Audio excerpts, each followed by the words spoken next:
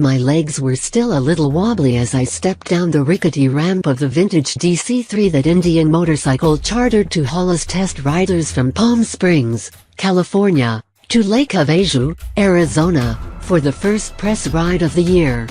But man, what a treat! The aviation equivalent of riding in a souped-up hot rod set the theme for a one-day jaunt along historic Route 66 aboard the new for 2017 Roadmaster Classic, Indian's flagship touring rig revamped with a touch of cheap vintage leather and fringe. So if you're wondering what sets this new Classic apart from the Roadmaster that was introduced back at the 2014 Sturgis Motorcycle Rally, there's no getting around the simple fact that this update is a styling exercise.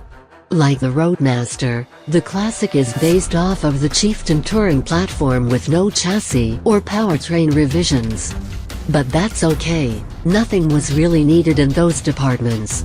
What the Classic brings to the Indian marketing table is that leather passion that they hope will bridge the gap between a long-haul motorcycle with modern amenities and a bike that throws you back to '47 when Indian first introduced the Roadmaster name.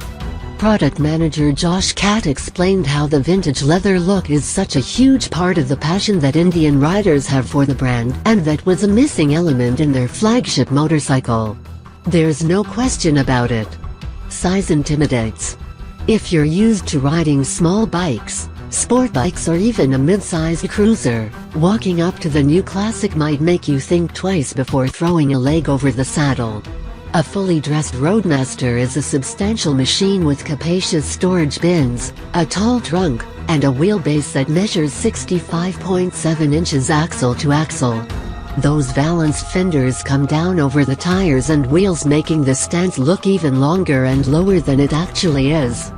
But like the other two models on this platform, the new Roadmaster Classic doesn't feel at all like a big bike once you lift it off of the kickstand. Getting acclimated in the desert tan saddle happens quickly, proving how well-mannered and friendly this bike really is. Historic Route 66 is not only scenic but also provides a nice variety of high-speed curves, long straights, and even sections of tight twisty turns with several elevation changes. Some of our photo stops required repeated U-turns along the narrow two-lane road. A good test of the bike's low-speed maneuverability, which is uncommonly good. And moving along at speed, the Classic remains stable and smooth with impressive power coming from the Thunderstroke V-twin.